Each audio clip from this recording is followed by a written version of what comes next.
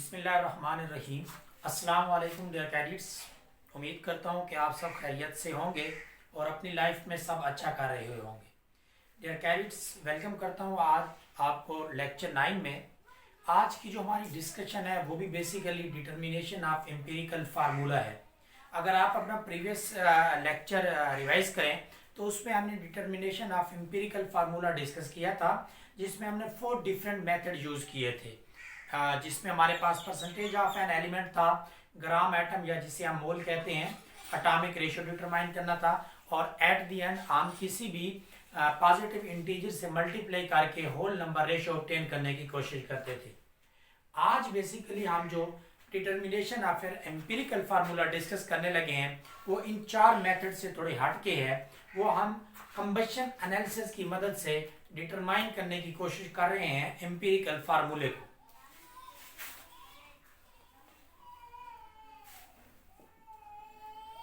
Determination of empirical formula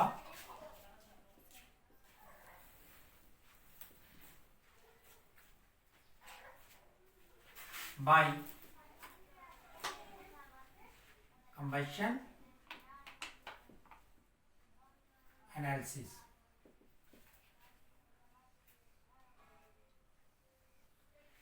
dear cadets, combustion analysis का मतलब होता है तज्जिया करना। कंबशन जलने से निकला है, जलाना। किसी भी कंपाउंड को, ऑर्गेनिक कंपाउंड है सपोज हमारे पास, उसको हम जलाते हैं। जलाकर उस ऑर्गेनिक कंपाउंड के अंदर जो भी एलिमेंट हैं उनकी हम परसेंटेज चेक करते हैं। उनकी परसेंटेज उसी फार्मूले में, उन्हीं 4 मेथड्स में पुट करके हम क्या करते हैं, किसी भी कंपाउंड का एम्पिरिकल फार्मूला डिटरमाइन कर सकते हैं। वेरी वेरी इंपॉर्टेंट है। कई बार ये लॉन्ग क्वेश्चन के तौर पे भी कंबशन एनालिसिस पेपर में रिवाइज हुआ है। अक्सर इसमें से एमसीक्यूज भी बन जाते हैं और बाज़ों का शॉर्ट क्वेश्चन भी पूछ लेता है इसमें से। आज इसको हम डिस्कस करते हैं कंबशन एनालिसिस को, कि किसी भी ऑर्गेनिक कंपाउंड को जलाकर जो हम उसका तज्जिया करते हैं, उस तज्जिया की मदद से हम एम्पिरिकल फार्मूला किस तरह से डिटरमाइन कर सकते हैं। कैडेट्स, ये एक ऐसा मेथड है। इस मेथड में बेसिकली हम करते क्या है, हम एक ट्यूब लेते हैं। ये हमारे पास वो ट्यूब है।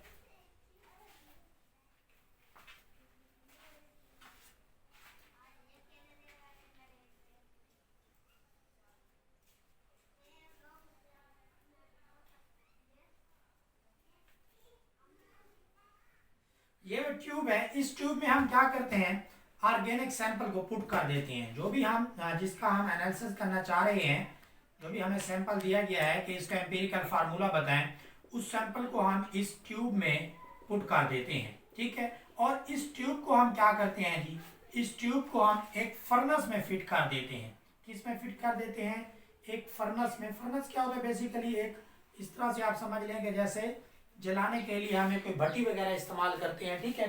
तो ये एक फर्नेस है। इसमें क्या करते हैं, हम इस ट्यूब को पुट करते हैं। यहाँ से हम क्या करते हैं, उसमें ऑर्गेनिक का जो सैंपल होता है हमारे पास, कोई भी कंपाउंड है, उसको हमने इधर क्या कर दिया है, पुट कर दिया है। ये वो सैंपल है हमारे पास, इस फर्नेस में हमने रखा है। और जैसे ही हम क्या करते हैं, इस फर्नेस को, अब जैसी बात है, फर्नेस में क्या होता है, जलने का अमल होता है। हम इसे हीट देते हैं, टेम्परेचर देते हैं। ये जो कंपाउंड है इस ट्यूब में पड़ा हुआ, ये क्या करता है, जलना स्टार्ट कर देता है। जैसे ये जलता है तो इसके जलने से जो है ना, आपके पास चूंकि ऑर्गेनिक कंपाउंड है वो जलता है, जलने से आपके पास जो है ना वाटर प्रोड्यूस होता है। ये वो टैंक है जिसमें क्या है जी, जलने के अमल में वाटर आया। यहाँ पे वो जो सबस्टांस जो जल रहा है, उससे जो मटेरियल हमें ऑब्टेन हो रहा है वो इधर आके क्या हो रहा है, वो सबस्टांस इधर से पास हो रहा है। अब उस सब्सटेंस में जो क्वांटिटी वाटर की है वो यहाँ से हम क्या कर लेते हैं, इस ट्यूब में, इस प्रोसेस में, इस स्टेज पे वो वाटर क्या होता है, एब्जॉर्ब हो जाता है। वो वाटर कैसे एब्जॉर्ब होता है जी, वो हम यूज करते हैं। वाटर एब्जॉर्ब हो गया, उसके लिए हम यूज करते हैं मैग्नीशियम परक्लोरेट, जिसका फार्मूला है MgClO4 twice.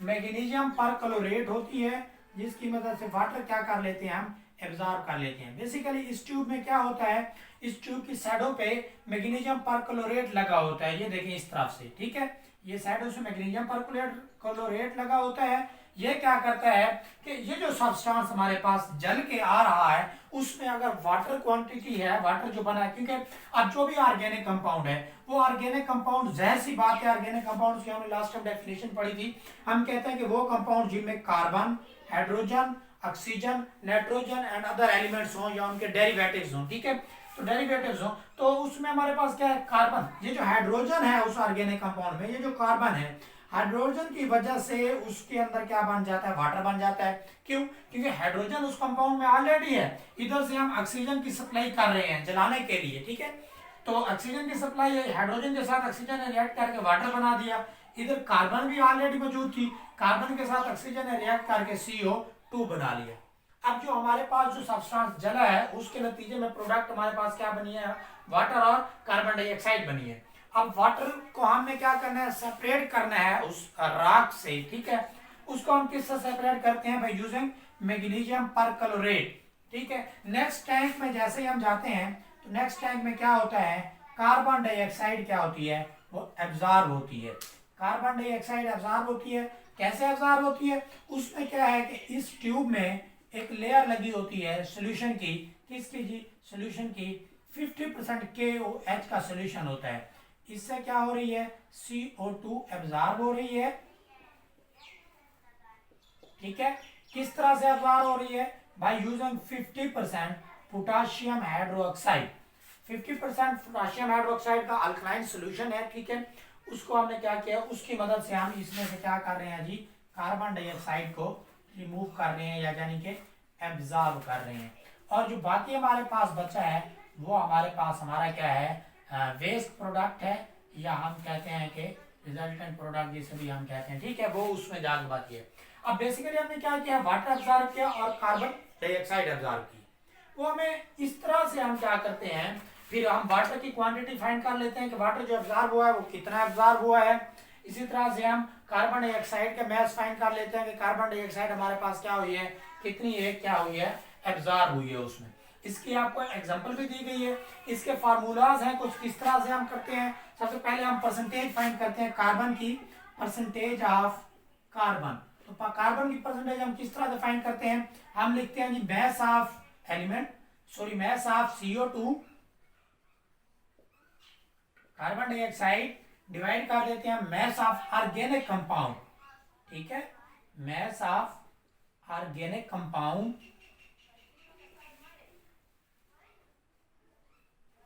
Mass of organic compound multiply से करते हैं मास ऑफ एलिमेंट, ठीक है, जो कि कार्बन का हमारे पास सपोज 12 होता है, और हम उसे डिवाइड किस पे करते हैं जी, मास ऑफ कंपाउंड पे, जो CO2 है हमारे पास, ठीक है, वो हमारे पास क्या होता है 44, इस ओवरऑल को मल्टीप्लाई कर देते हैं 100 से, ठीक है। इसी तरह से हम परसेंटेज फाइंड करेंगे, परसेंटेज ऑफ हम फाइंड करते हैं जी हाइड्रोजन की, वो हम किस तरह से फाइंड करेंगे, हम लिखते हैं जी मास ऑफ H2O, ठीक है, क्योंकि हाइड्रोजन से क्या बना है, वाटर बना है, mass of H2O divided by mass of organic compound, M से मास ऑफ, O से ऑर्गेनिक और C से compound, mass of organic compound multiply.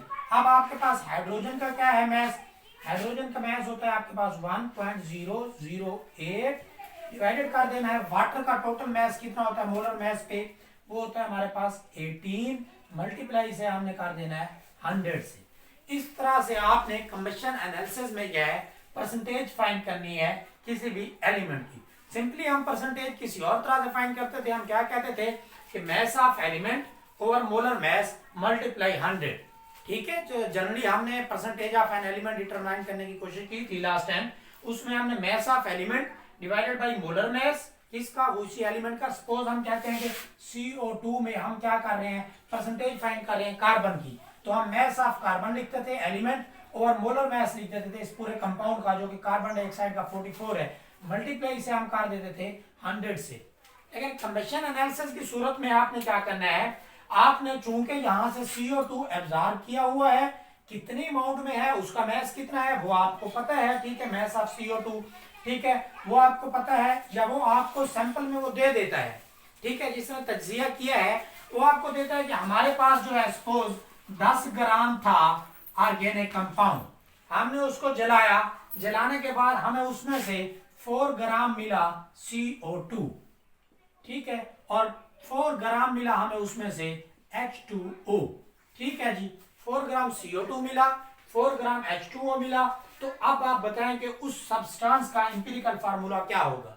तो आपने सिंपली क्या करना है, परसेंटेज ऑफ कार्बन फाइंड करके मैस ऑफ CO2, CO2 कितना एब्जॉर्ब हुआ है 4 ग्राम, उसकी वैल्यू पुट करें। मैस ऑफ ऑर्गेनिक कंपाउंड कितना उसने लिया था 10 ग्राम, उसकी वैल्यू पुट करें।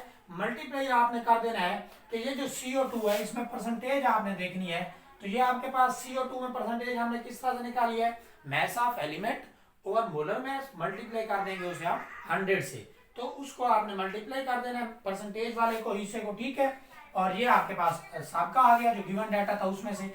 इस तरह से आपके पास परसेंटेज ऑफ कार्बन निकल आएगी। इसी तरह से आपके पास percentage of hydrogen, mass of H2O, H2O कितना एब्जॉर्ब हुआ है पोटेशियम परक्लोरेट की मौजूदगी में, वो आपके पास 4 ग्राम हुआ है। तो mess of H2O 4 gram divided by mass of organic compound, organic compound का मैस क्या था 10 ग्राम था, मल्टीप्लाई कर देना है परसेंटेज ऑफ एन एलिमेंट वाले फार्मूले से। हाइड्रोजन का मैस ओवर H2O है जो कि उसका मोलर मैस 18 निकलता है, मल्टीप्लाई 100 से करके इसको जब आप कैलकुलेट करें, इन दोनों का आपके पास जो आंसर आता है, सपोज मैं कहता हूं, अब चूंकि हमने जो इसमें मैस कैलकुलेट किया वो तो हमने कहा है कि ऑर्गेनिक कंपाउंड में कार्बन होती है, हाइड्रोजन होती है, कार्बन का भी फाइंड कर लिया, हाइड्रोजन का भी फाइंड कर लिया, और जो ऑक्सीजन हम यहाँ से सप्लाई के तौर पे दे रहे हैं बर्निंग के प्रोसेस के लिए, तो उसका भी तो होना चाहिए ना मैस, ठीक है जी। ऑक्सीजन भी इसमें काउंट हो चुकी है, ठीक है। अब उस ऑक्सीजन का हम किस तरह से फाइंड करते हैं, परसेंटेज ऑफ ऑक्सीजन हम फाइंड करेंगे 100 minus percentage of carbon plus percentage of hydrogen. इस फार्मूले की मदद से हम ऑक्सीजन की परसेंटेज फाइंड कर लेंगे कि कैसे करेंगे, 100 माइनस परसेंटेज ऑफ कार्बन, ये जो परसेंटेज कार्बन की निकली है, सपोज इसका आंसर हमारे पास x आया है, ठीक है, ये minus into x plus percentage of hydrogen, अगर हमने जो फार्मूले में पुट की है वैल्यूज उसको हमने सॉल्व किया, सपोज उसका हमारे पास आंसर आता है वैल्यू, इन दो वैल्यूज को ऐड कर देंगे, ऐड करके सपोज हमारे पास आंसर आया उसका z, ठीक है, 100 में से z को माइनस कर देंगे, इस तरह से आपके पास क्या आ जाएगी, परसेंटेज ऑफ ऑक्सीजन आ जाएगी। इन तीनों की आपके पास क्या आ जाएंगी जी, परसेंटेजेस आ जाएंगी। इन तीनों की जो परसेंटेजेस आएंगी उन परसेंटेजेस को आपने किस में कन्वर्ट करना है, रेशो में कन्वर्ट करना है। सबसे पहले परसेंटेज के बाद आपके पास क्या था, ग्राम एटम फाइंड करने थे जिसे हम मोल कहते हैं, ठीक है। उसी फार्मूले में आपने वैल्यूज पुट करनी है ग्राम एटम वाले फार्मूले में। उसमें क्या फार्मूला था ग्राम एटम का, परसेंटेज ऑफ एलिमेंट ओवर हम क्या करते थे उसको मैस ऑफ कंपाउंड कर देते थे, ठीक है, जो ऑर्गेनिक कंपाउंड का मैस दिया गया है। तो उसकी मदद से आपने ग्राम एटम फाइंड करने हैं। ग्राम एटम फाइंड करने के बाद आपने क्या करने हैं, उसमें एटॉमिक रेशो फाइंड करनी है। एटॉमिक रेशो आपके पास इसी तरह से 3 निकल आएंगी, एक कार्बन की, एक हाइड्रोजन की और एक ऑक्सीजन की। उन 3 एटॉमिक रेशोज में से आपने देखना है जो सबसे लोअर एटॉमिक रेशो है, उस सबसे कम एटॉमिक रेशो जो आई है उसको आपने तीनों पे डिवाइड कर देना है। उन पे डिवाइड करने के बाद आपके पास कुछ रेशो आ जाएगी, जिस तरह से लास्ट टाइम हमने देखा था 1:1.33 रेशो, और ये आपके पास 1 आया था, इस तरह की रेशो आ जाएगी। अगर तो वो रेशो आप देखें कि होल नंबर है आपके पास, देन आपने कुछ भी नहीं करना, आपने सिंपली उसके साथ फर्स्ट के साथ कार्बन, सेकंड के साथ हाइड्रोजन और थर्ड के साथ ऑक्सीजन, जो भी नंबर है आपके पास, सपोज वो यहाँ पे 2 है और यहाँ पे आपके पास 3 है, यहाँ पे 2 है, तो आपने इधर सिंपली लिख देना है 2, 3 और ये 2, ये आपके पास उसका क्या आ जाता है, इंपीरिकल फार्मूला आ जाता है। अगर वो आपके पास किस सूरत में आ जाती है, डेसिमल में आ जाती है, 1:1.3:1, उस सूरत में आप फिर क्या करते हैं, किसी भी होल डिजिट से, होल नंबर डिजिट से, क्या सूटेबल डिजिट से मल्टीप्लाई कर देते हैं। मल्टीप्लाई करके आपके पास क्या आ जाता है, होल नंबर रेशो आ जाती है, उसको आप होल नंबर रेशो को पुट करके आप इंपीरिकल फार्मूला बता सकते हैं। आपकी बुक में एक एग्जांपल दी गई है, एग्जांपल नंबर मेरे ख्याल में 5 है, एग्जांपल नंबर 5 है। इसी फार्मूले की मदद से वो नीचे उन्होंने टेबल बना के उसको सॉल्व किया हुआ है, बिल्कुल इसी कंसेप्ट को मद्देनजर रखते हुए वो एग्जांपल सॉल्व की गई है। आपने वो एग्जांपल खुद करनी है और वो आपके होमवर्क में शामिल है, ठीक है। अब आपको मैं उम्मीद करता हूं कि ये अच्छे से क्लियर हो गया होगा। इसमें जो मेन याद रखने के लिए अगर तो लॉन्ग में देता है तो सिंपली आप क्या करेंगे, कमीशन एनालिसिस को डिफाइन कर देंगे कि it is a process in which we use organic compound and determine by commission analysis and with the process of burning we determine empirical formula by using forming compound या forming organic compound। ठीक है, और definition आपको proper book में भी दी गई है। Define करने के बाद आपने इस प्रोसेस को एक्सप्लेन कर देना है। सबसे जो इंपॉर्टेंट है आपके पास अक्सर शॉर्ट क्वेश्चन में या एमसीक्यूज में पूछा जाता है कि कंबशन एनालिसिस में H2O को एब्जॉर्ब करने के लिए कौन सा कंपाउंड हम यूज करते हैं, तो आपके पास है मैग्नीशियम परक्लोरेट। इसी तरह से आपके पास कार्बन डाइऑक्साइड को एब्जॉर्ब करने के लिए क्या यूज करते हैं हम, 50% KH। एमसीक्यूज में अक्सर ये आपसे क्या है पूछा जाता है। ठीक है, ये था आपका कंबशन एनालिसिस की मदद से इंपीरिकल फार्मूले को डिटरमाइन करना। उम्मीद करता हूं कि आपको ये समझ आ गया होगा। अब हमारा जो नेक्स्ट टॉपिक है वो है मोल के हवाले से, उसकी जानिब हम मूव करते हैं और उसमें भी कुछ एग्जांपल्स भी हैं, उनको भी हम क्या करेंगे, डिस्कस करेंगे। Concept of mole.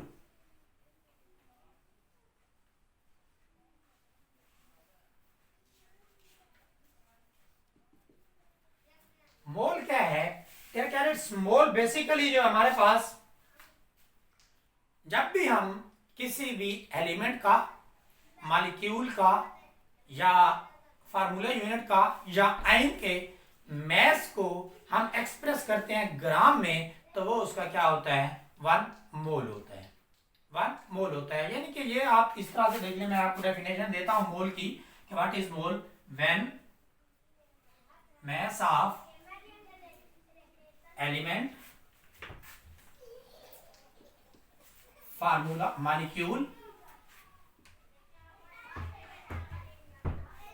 mass of element, molecule, formula unit or ion expressed in gram is called mole of substance or simply called 1 mole of a substance। समझ आइए आपको कि जब भी हम किसी भी एलिमेंट का मैस, मॉलिक्यूल का मैस या फार्मूला यूनिट का मैस या फिर आयन के मैस को ग्राम में एक्सप्रेस करते हैं, तो वो हमारे पास क्या कहलाता है, मोल ऑफ सच सब्सटेंस, यानी कि मोल ऑफ एलिमेंट या मोल ऑफ मॉलिक्यूल या मोल ऑफ फार्मूला यूनिट, या सिंपली हम उसे क्या कहते हैं, 1 मोल of element, 1 mole of molecule या 1 मोल ऑफ फार्मूला यूनिट या आयन की हम बात करते हैं। For example, mass of carbon. अब कार्बन क्या है, एक एलिमेंट है। कार्बन का मैस कितना होता है, 12। जब इसे हम ग्राम में एक्सप्रेस करते हैं, 12 ग्राम, तो यह आपके पास क्या हो जाएगा, 1 मोल हो जाएगा। 12 ग्राम किसके इक्वल है, 1 मोल के इक्वल है। ठीक है, मैस ऑफ कार्बन क्या है जी, 12 ग्राम है। किसके इक्वल है, 1 मोल। क्यों, क्योंकि हमने कहा है कि जब भी हम किसी भी एलिमेंट के मैस को ग्राम में एक्सप्रेस करते हैं तो वो क्या होता है, उसका मोल होता है या 1 मोल के इक्वल होता है। इसी तरह से मैं कहता हूं mass of H2O is equal to, अब H2O है, इसका मैस कितना होगा, हाइड्रोजन का 1 होता है, हाइड्रोजन के 2 एटम है, चूंकि 1 + 1 2 हो जाएगा, ये 1 + 1, और ऑक्सीजन का 16 होता है, 2 और 16 18 होता है। इस 18 को जब हम ग्राम में एक्सप्रेस करते हैं तो ये क्या हो जाता है, आपके पास 1 मोल हो जाता है। ये क्या हो जाता है, 1 मोल हो जाता है। अब ये क्या है, मॉलिक्यूल है। ये क्या था, एलिमेंट था। एलिमेंट के एग्जांपल पहले हमने देखी, मॉलिक्यूल के देखी, अब देखते हैं फार्मूला यूनिट की। mass of NaCl। NaCl sodium का 23, क्लोरीन का होता है 35.5, ये हो जाएगा 58.5। इसे हम ग्राम में एक्सप्रेस करते हैं तो ये भी किसके इक्वल होता है, 1 मोल के इक्वल होता है। इसी तरह से लास्ट पे हमने कहा था आयन का, उसको मैं यहां पे लिख देता हूं, मैस ऑफ हाइड्रोक्सल आयन, ठीक है, OH आयन। तो ये क्या है, ऑक्सीजन का 16 होता है और हाइड्रोजन का 1 17, और ये ग्राम में तो ये किसके इक्वल होगा, 1 मोल के इक्वल होगा। तो इस तरह से आपके पास ये मोल है, बेसिकली क्या है, वो एक्सप्रेस करता है मैस को, जब हम उसे ग्राम में एक्सप्रेस कर दें किसी भी एलिमेंट के, मॉलिक्यूल के, फार्मूला यूनिट के, या फिर आयन के मैस। अब मोल की हमारे पास कुछ मतलब टर्म्स हैं, कुछ डेफिनेशंस हैं, उनको हम देखते हैं, ठीक है, उनके फार्मूलाज हैं कि किस तरह से हम डिटरमाइन करते हैं। बेसिकली क्या है आपके पास, सिंपली आप ये देखें कि आपके पास एलिमेंट है, ठीक है, मॉलिक्यूल है, इनको हम अलग-अलग डिटरमाइन करने की कोशिश करते हैं। अब आपके पास क्या क्या कुछ टर्म इस्तेमाल की गई है, तो आपके पास है जी number of gram atom, number of gram atom, number of gram atom, या जिसे हम क्या कहते हैं, mole of element, number of gram atom या मोल ऑफ एलिमेंट, ठीक है। तो इसकी डेफिनेशन आपके पास क्या है, when mass of an element expressed in gram, it is called mole of element or gram number of gram atom, ठीक है। तो ये आपके पास क्या था। अब मोल की डेफिनेशन में हमने इन सब को क्या किया, कलेक्टिवली एक ही डेफिनेशन में एक्सप्रेस किया। अब हम इंडिविजुअली उनको क्या कर रहे हैं, डिफाइन कर रहे हैं कि जब किसी भी एलिमेंट का मैस क्या हो, ग्राम में एक्सप्रेस किया जा रहा हो, तो उसका मोल ऑफ एलिमेंट या नंबर ऑफ ग्राम एटम कहते हैं। नंबर ऑफ ग्राम एटम किस तरह से हम फाइंड करते हैं, नंबर ऑफ ग्राम एटम या मोल ऑफ एलिमेंट किस तरह से हम कहते हैं जी, mass of element in gram, divide हम कर देते हैं जी मोलर मैस ऑफ एलिमेंट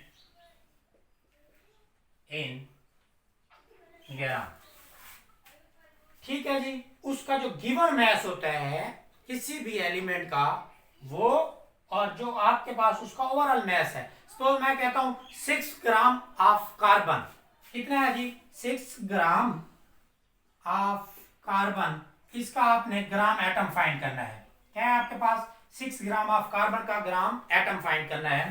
तो मैं ग्राम एटम के फार्मूले में सिंपली क्या करता हूं, मैस ऑफ एलिमेंट इन ग्राम, वो मैस जो गिवन है, ठीक है, तो वो क्या है जी 6 ग्राम है, ठीक है, ओवर क्या है मोलर मैस, कार्बन का एक्चुअल मैस होता क्या है, वो 12 होता है ग्राम, ये इससे कैंसिल हो जाए, तो ये इससे जब हम कैंसिल करते हैं तो ये 1/2 आपके पास आ जाता है।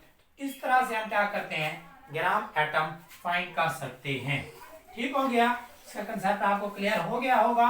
आपने इसकी डेफिनेशन और फार्मूला याद रखना है सबके लिए, ठीक है। नेक्स्ट है जो हमारे पास वो है सेकंड डेफिनेशन जो है हमारे पास वो है आपके पास है ग्राम मॉलिक्यूल, ग्राम मॉलिक्यूल, और हम उसे क्या कहते हैं, mole of molecule, mole of molecule. तो इसका भी सिंपली वही है कि when mass of molecule expressed in gram, it is called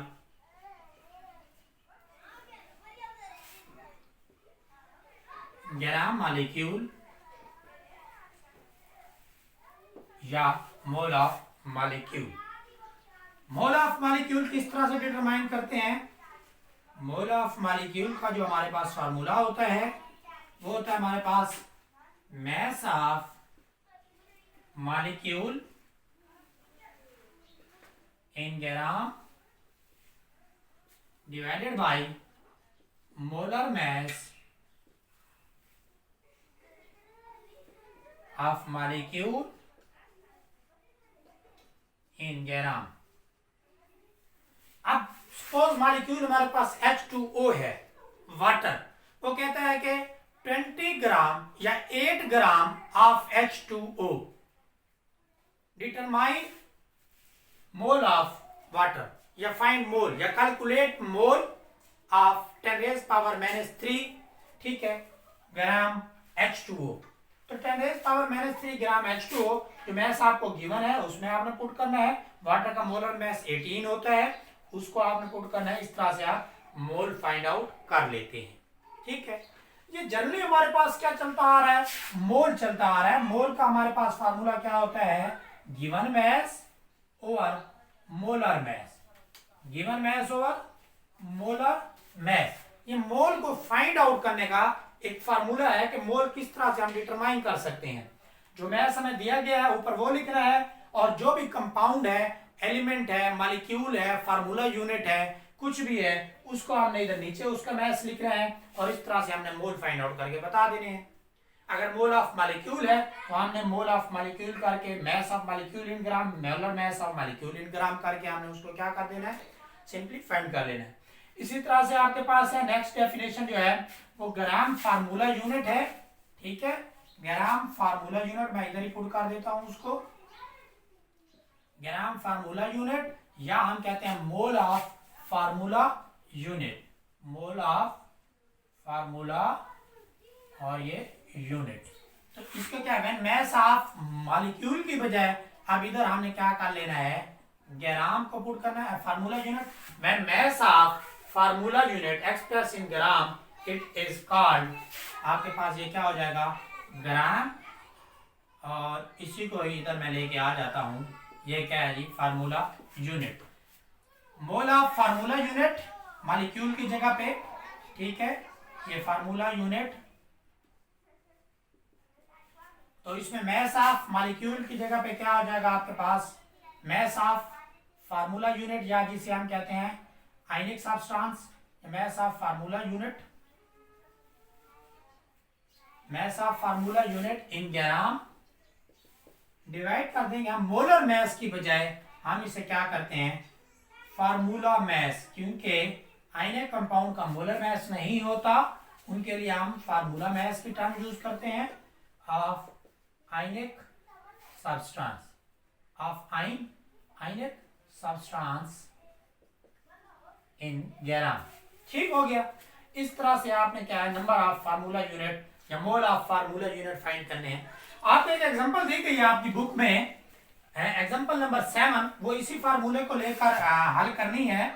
उसमें वो कहता है कि 10⁻³ मोल ऑफ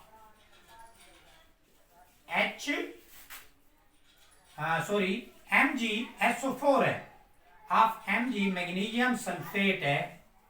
एग्जांपल नंबर अगर आप 7 देखें अपनी बुक में, वो कहता है कि कैलकुलेट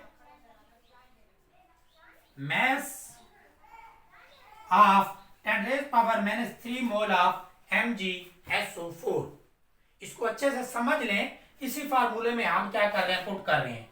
अब उसने क्या किया कि कैलकुलेट मैस, मैस हमने क्या करना है? कैलकुलेट करना है। गिवन जो हमें दिया जाता है अक्सर, हम ये ऊपर वाला जो मैस होता है हम इसको कहते हैं गिवन मैस।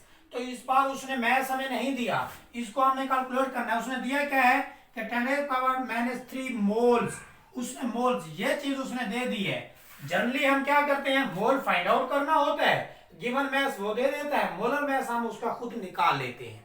ठीक है, लेकिन इस केस में उसने क्या किया है? मोल्स हमें दे दिए हैं और फार्मूला मैस तो हमने ऑलरेडी खुद ही कैलकुलेट करना होता है, हमें पता होता है। और क्या है गिवन मैस उसने कहा है कि कैलकुलेट करें, तो हम इसी फार्मूले में वैल्यूज पुट करते हैं। मोल्स क्या है जी 10⁻³ इज इक्वल टू मैस हमने क्या करना है फाइंड करना है डिवाइडेड बाय मोलर मैस क्या है आयनिक मैस सॉरी फार्मूला मैस, क्योंकि MgSO4 आपके पास आयनिक कंपाउंड है और आयनिक कंपाउंड के लिए फार्मूला मैस टर्म इस्तेमाल करते हैं। मैग्नीशियम का मैस आपके पास कितना होता है जी 12 होता है मैग्नीशियम का एटॉमिक नंबर, इसका मैस कितना हो जाएगा 24 हो जाएगा, इसका डबल होता है। और सल्फर का आपके पास कितना होता है 32 होता है। और इसी तरह से ऑक्सीजन का आपके पास कितना होता है 16, 16 को मल्टीप्लाई कर देंगे 4 से, क्योंकि ऑक्सीजन के 4 एटम इधर इस्तेमाल किए गए हैं। मैग्नीशियम का मैस कितना होता है 24, सल्फर है 32 और आपके पास क्या है जी उसमें ऑक्सीजन का 16, 16 को 4 से मल्टीप्लाई करेंगे 64। तो इस ओवरऑल को जब हम सबमिट करते हैं तो सपोज आपके पास इसका आंसर आता है x, कैलकुलेट कर लें आप x, तो उसको आपने क्या करना है फार्मूला मैस की जगह पे पुट कर देना है। अब इस x को इधर डिवाइड हो रहा है, दूसरी साइड पे आके अगर आप मल्टीप्लाई कर देते हैं इस तरह से, तो बाकी आपके पास इस तरह से क्या हो जाएगा mass is equal to x multiply 10⁻³ इस तरह से आप क्या कर सकते हैं उसका मैस कैलकुलेट कर सकते हैं। आपने मैस कैलकुलेट करने के लिए फार्मूला मॉलिक्यूल का लगाना है, फार्मूला एलिमेंट का लगाना है, फार्मूला आपने आयन का लगाना है या फार्मूला यूनिट का लगाना है, वो आप देखेंगे कि जो सब्सटेंस उसने दिया है वो आपके पास क्या है, आया कि वो एलिमेंट है, वो आयनिक सब्सटेंस है, वो मॉलिक्यूल है या वो कोई आयन है। ठीक है, तो उसी की मदद से आपने इसी तरह से अब नेक्स्ट हमारे पास क्या है आयनिक ग्राम आयन या मोल ऑफ आयन। ठीक है, तो उसकी डेफिनेशन भी इसी तरह से है कि when mass of ion expressed in gram, और फार्मूला उसका है मोल ऑफ आयन, उसके लिए मास of ionic substance in gram और molar mass of ionic substance in gram. तो इस तरह से आप क्या करते हैं आपने इसको कैलकुलेट कर लेना है। एक और एग्जांपल आपकी बुक में दी गई है उसको देखते हैं। एग्जांपल नंबर 6 है, एक एग्जांपल मैं करा देता हूं आपको, दूसरी एग्जांपल आपने खुद करनी है और ये 7th एग्जांपल भी आपने करनी है। और इन एग्जांपल्स रिलेटेड एक्सरसाइज में काफी एग्जांपल्स हैं आपके पास। एग्जांपल नंबर 6 आपको दी गई है आपकी बुक में, उसके दो पार्ट हैं। जो फर्स्ट पार्ट है वेरी वेरी इंपॉर्टेंट है ये एग्जांपल। ठीक है, इसके दोनों पार्ट में से एक पार्ट हर हाल में शॉर्ट क्वेश्चन में पूछा जाता है एग्जाम में। ठीक है, वो कहते हैं आपको आपने क्या करना है जी कैलकुलेट करने हैं ग्राम एटम्स। क्या कैलकुलेट करने हैं ग्राम एटम कैलकुलेट करने हैं, यानी कि मोल ऑफ एलिमेंट कैलकुलेट करने हैं। वो कहता है कि 0.1 gram of sodium Na, 0.1 gram of sodium में आपने ग्राम एटम या मोल ऑफ एलिमेंट डिटरमाइन करना है। ग्राम एटम का फार्मूला आपके पास क्या होता है, ग्राम एटम का फार्मूला होता है हमारे पास mass of element in gram divided by molar mass of element in gram. अब ग्राम एटम फाइंड करना है हमने, मास ऑफ एलिमेंट, एलिमेंट का मास कितना है उसने हमें दिया है 0.1 ग्राम, 0.1 और ये ग्राम हो गया। मोलर मास, सोडियम का मास कितना होता है हमारे पास 23 होता है 23 ग्राम। इसको हम क्या करते हैं 23 ग्राम पर मोल होता है ये। ठीक है, तो इसको हम क्या करेंगे जी, ये ग्राम से ग्राम कैंसिल हो जाएगा, इसको जब हम डिवाइड करते हैं तो इसको हमारे पास आंसर आया x, और ये क्या होता है मोल। हम ग्राम एटम के मोल फाइंड आउट कर देते हैं ना, तो ये x मोल इस तरह से। इसी तरह से इसका जो b पार्ट है तो आपको दिया गया है 0.1 किलोग्राम। इस किलोग्राम को आपने सबसे पहले ग्राम में कन्वर्ट करना है। ग्राम में कन्वर्ट करने के लिए हम क्या करेंगे 0.1 मल्टीप्लाई से कर देंगे किससे जी 1000 से। तो जो इसका आंसर है उसको आपने क्या करना है, उसको आपने सपोज x आंसर आता है, मास हो गया वो एलिमेंट का, उसको आपने मास की जगह पे पुट करना है डिवाइडेड बाय मोलर मास। अब वो 1 ये सिलिकॉन है, सिलिकॉन का मोलर मास क्या होता है 28 होता है, 28 पे आपने डिवाइड कर देना है। जो आंसर आता है आपके पास वो आपके पास क्या है जी ग्राम एटम है 0.1 kg ऑफ सिलिकॉन का। ठीक हो गया, ये दो एग्जांपल थी, वेरी वेरी इंपॉर्टेंट है। उम्मीद करता हूं कि आपको ये कंसेप्ट क्लियर हो गया होगा मोल का और कंबशन एनालिसिस का। ये एग्जांपल भी आपने अच्छे से देख ली होंगी, समझ आ गई होंगी। नेक्स्ट लेक्चर में हम एवोगाड्रोस नंबर के हवाले से डिस्कस करेंगे। तब तक के लिए आपने अपना ख्याल रखना है, दुआओं में याद रखिएगा। अल्लाह हाफिज़।